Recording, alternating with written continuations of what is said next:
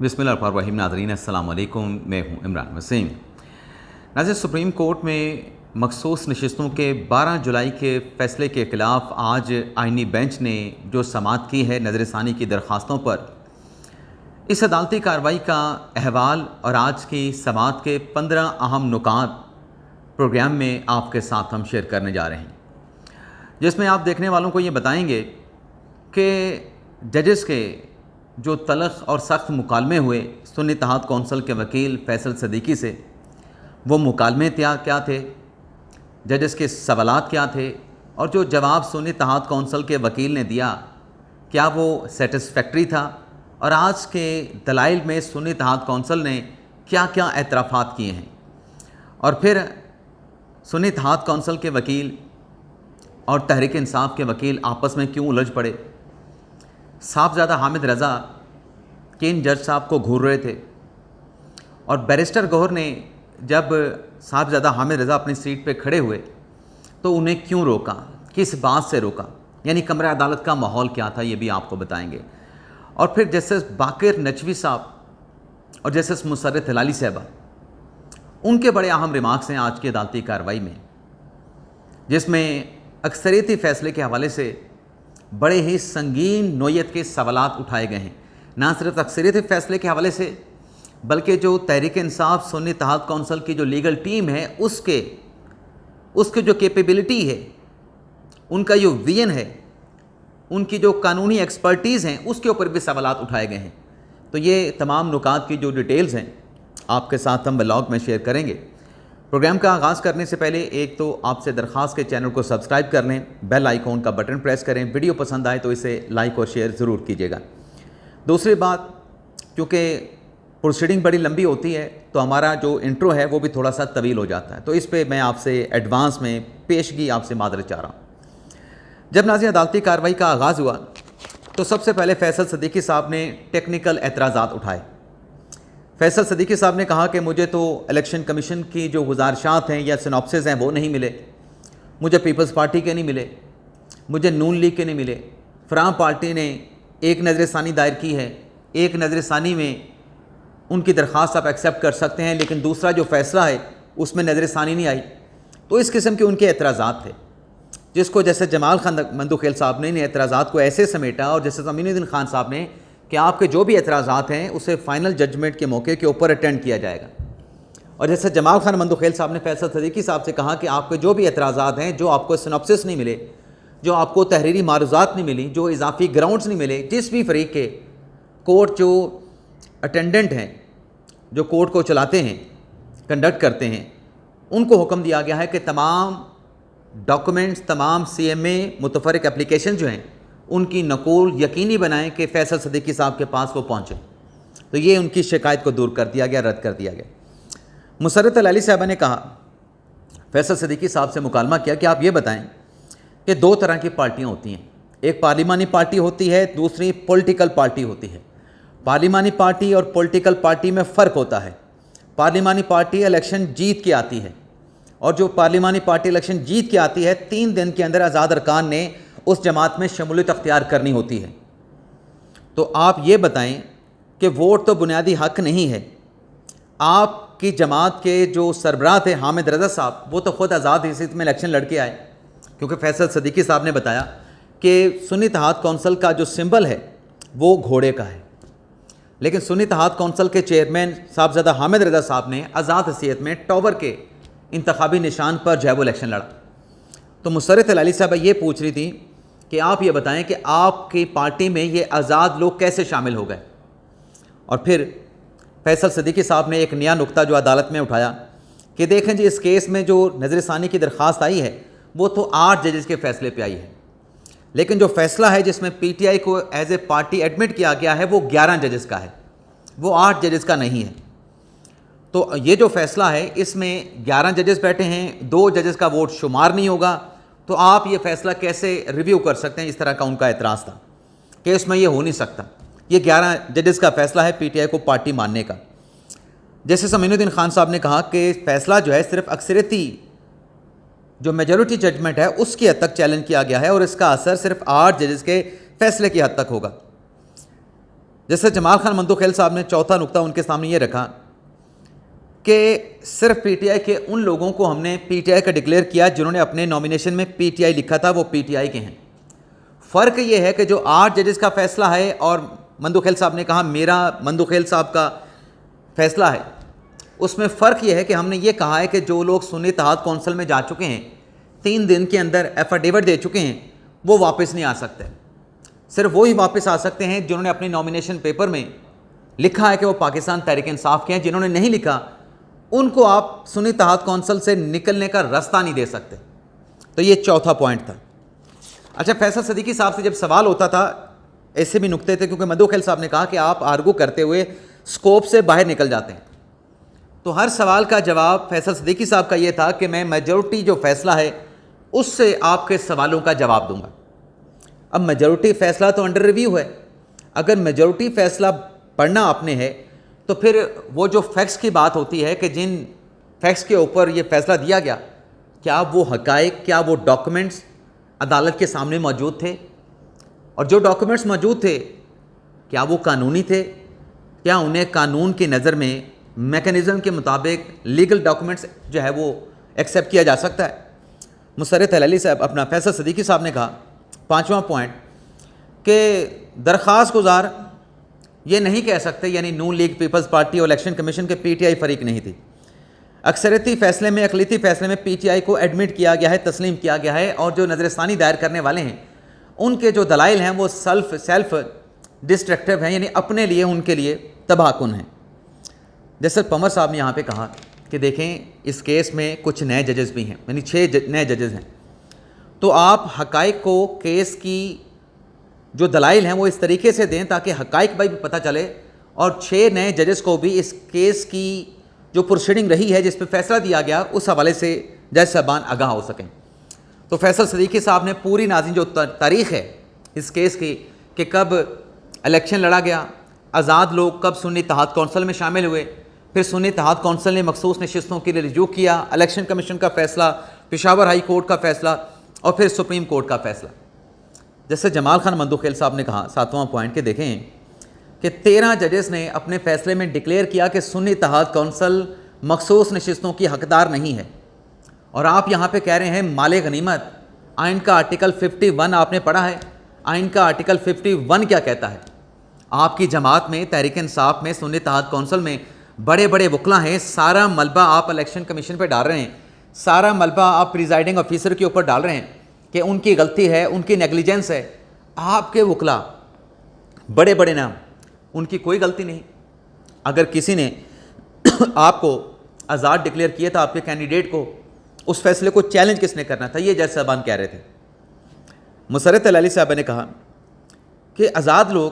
صدیقی صاحب یہ بتائیں کہ آپ کی پارٹی کو کیسے جوائن کر سکتے تھے؟ پھر امین الدین خان صاحب نے کہا کہ یہ فیصل صدیقی صاحب جو آپ باتیں چھیڑ رہے ہیں کمرہ عدالت میں، یہ آپ کے اوپر وزن بڑھے گا۔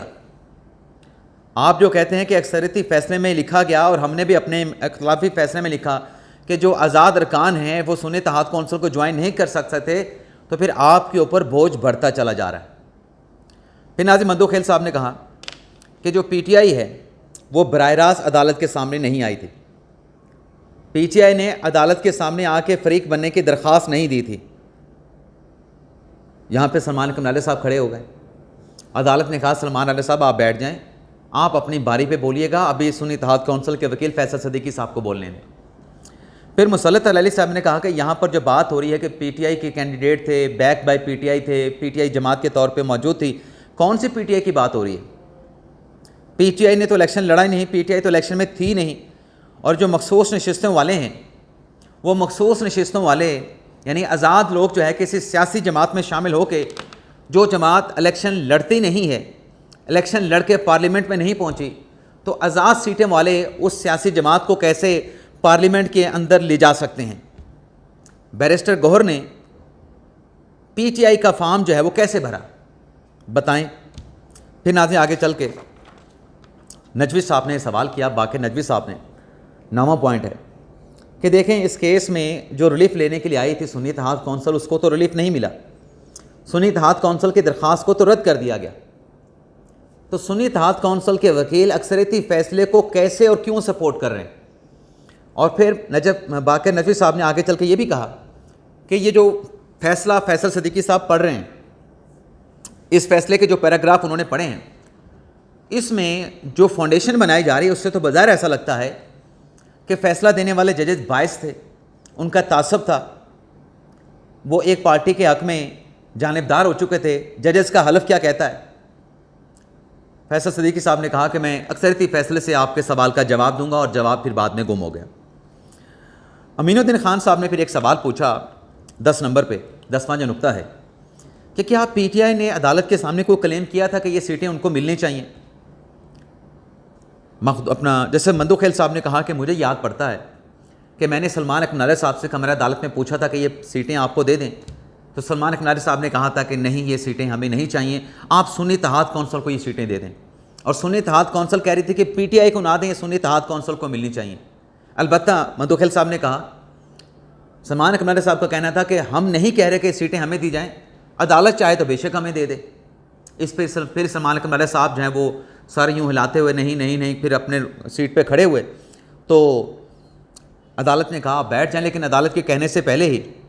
جو سنی اتحاد کونسل کے وکیل تھے سلمان اکمنالے صاحب، اپنے سنی اتحاد کونسل کے جو وکیل تھے جناب فیصل صدیقی صاحب، انہوں نے سلمان اکمنالے صاحب سے کہا کہ جناب سلمان اکمنالے صاحب، یا تو مجھے آرگو کر لینے دیں یا پھر آپ آ کے یہاں پہ کیس آرگو کر لیں۔ بھئی جب ظاہر سی بات ہے ایک وکیل کی باری ہے، اس کو بولنے دیا جائے، آپ صبر سے بیٹھیں، اپنی باری کے اوپر دلائل دیجیے گا، یہ عدالت بھی کہہ رہی ہے، یہ پھر الجھتے ہوئے فیصل صدیقی صاحب نے بھی کہہ دیا۔ پھر ناظرین آگے چل کے بات ہوئی، فیصل صدیقی صاحب نے کہا کہ پی ٹی آئی اور سنی اتحاد کونسل کا دعویٰ دراصل ایک ہی تھا، اور یہ تشریح عدالت کو ایسے ہی کرنی چاہیے کیونکہ ہمارا کانسٹیٹیوشن ڈیموکریٹک ہے۔ تو اگر صورتحال یہ بن رہی ہے کہ فیصلہ کو چیز ڈیموکریٹک معاملے کی طرف جا رہی ہے، تو آپ اسے آئین کے تناظر میں ڈیموکریٹک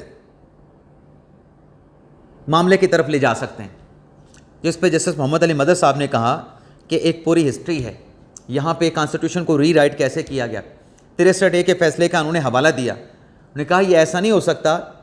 کہ کانسٹیٹیوشن کے آرٹیکل کو ریڈ ان کریں یا ریڈ ڈاؤن کریں۔ اور مسرت علی صاحب نے کہا کہ جہاں آرٹیکل میں واضح طور پہ لکھا ہے 51 بڑا واضح ہے، تو کیسے ایسے آرٹیکل کی تشریح کر کے کوئی نیا نقطہ نکال دیا جائے، یعنی کانسٹیٹیوشن کو ری رائٹ کر دیا جائے۔ محمد علی مدد صاحب نے کہا کہ فیصلہ جمہوریت کے مطابق مطلب ڈیموکریٹک کرنا ہے تو کیا وہ آئین سے بالاتر ہو سکتا ہے؟ اور پھر ناظرین آگے چل کے باقر نجوی صاحب نے جو سوال کیا تھا وہی 22 والا وہ سوال ہوا۔ مسرت علی صاحب نے کہا، شاید وہ ہٹ کر رہی تھیں اطہر مناللہ صاحب کو، منصور علی شاہ صاحب کو یا منیب اختر صاحب کو، شاید مجھے نہیں پتہ۔ مسرت علی صاحب نے کہا کہ دیکھیں 13 جنوری کا جو انٹرا پارٹی الیکشن کے حوالے سے فیصلہ تھا، اس فیصلے کو بھی یہاں پہ ڈسکس کیا گیا، فیصلے میں ڈسکس کیا گیا، تو ججز نے تو اپنا مائنڈ ڈسکلوز کر دیا کہ وہ اس فیصلے کے حوالے سے کیا کہہ رہے تھے۔ فیصل صدیقی صاحب نے کہا کہ نہیں، ایٹ لارج جو ہے وہ آپ کا فیصلہ مانا گیا اور ذمہ داری الیکشن کمیشن پہ ڈالی گئی۔ مسرت علی صاحب نے کہا کہ ججز اس فیصلے کو کس نظر سے دیکھتے ہیں، یہ فیصلہ تو اس بینچ کے سامنے تھا ہی نہیں جہاں پہ سنی اتحاد کونسل اپنی اپیل لے کے آئی تھی،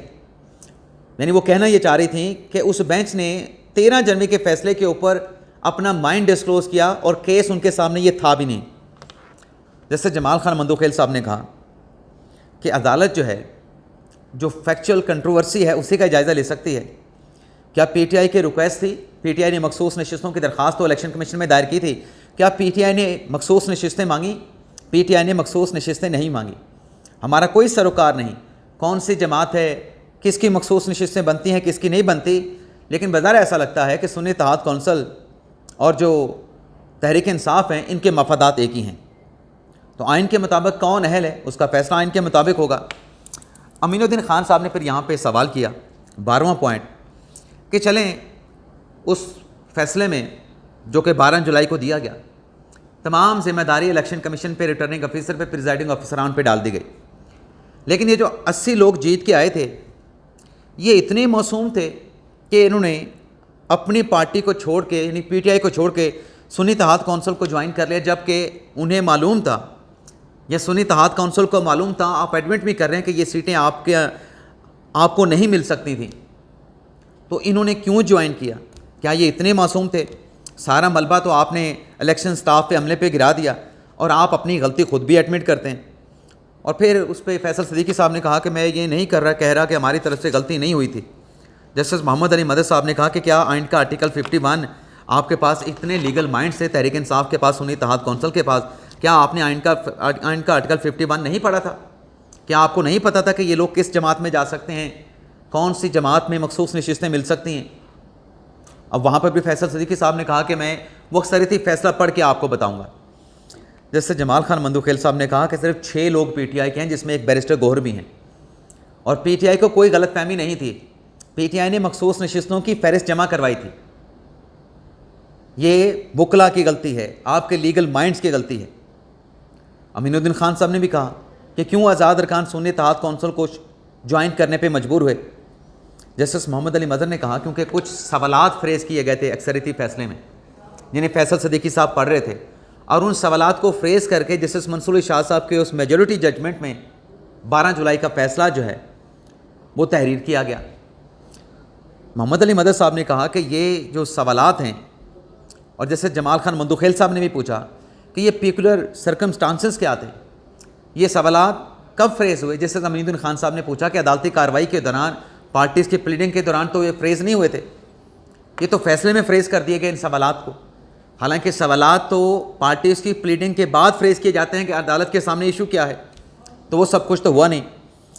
پھر ناظرین جسٹس مسرت ہلالی صاحب نے کہا آخری 15واں پوائنٹ کہ آپ کے پارٹی کے سربراہ صاحبزادہ حامد رضا نے جب آزاد حیثیت میں الیکشن لڑا، ان کو پتہ تھا کہ مخصوص نشستیں نہیں مل سکتی، وہ خود بھی آزاد حیثیت میں الیکشن لڑ کے جیت کے آئے تھے، تو ان لوگوں کو اپنی پارٹی میں کیوں جو ہے وہ انہوں نے شامل کر لیا جب مخصوص نشستیں آپ کو نہیں مل سکتی تھیں. اس پہ ناظرین حامد رضا صاحب پھر کھڑے ہو گئے اور جج صاحبہ کو دیکھنے لگ گئے کہ جج صاحبہ جو ہیں وہ بار بار میرا ذکر کیوں کرتی ہیں، حامد رضا کا نام کیوں لیتی ہیں، سنی اتحاد کونسل کے اوپر سوال کیوں اٹھاتی ہیں. وہ گور صاحب بیٹھے تھے ادھر، گور صاحب نے ترلا کیا اشارے سے، یار بیٹھ جاؤ اپنی سیٹ پہ، مت کرو فیصل صدیقی کو آرگو کرنے. تو یہ ناظرین آج کی عدالتی کارروائی. لیکن اس میں جو کامیابی سنی اتحاد کونسل تحریک انصاف کو اب تک ملی ہے وہ یہ ہے کہ اب کیس کی کارروائی عید قربان کے بعد تک جاری ہے. یہ کیس آج کنکلوڈ نہیں، اور جو مقصد تھا کہ پہلے عید قربان کے بعد تک اس کیس کو ملتوی کیا جائے اور پھر کوشش کر کے سمر ویکیشن کے بعد تک اس کیس کو لے جایا جائے. تو کسی حد تک تو تحریک انصاف اور سنی اتحاد کونسل کے وکلا کامیاب ہوئے ہیں. کچھ پوائنٹ رہتے ہیں، اگلے ولاگ میں وہ پوائنٹس بھی آپ کے ساتھ شیئر کریں گے. فی الحال اجازت چاہتے ہیں، اللہ حافظ.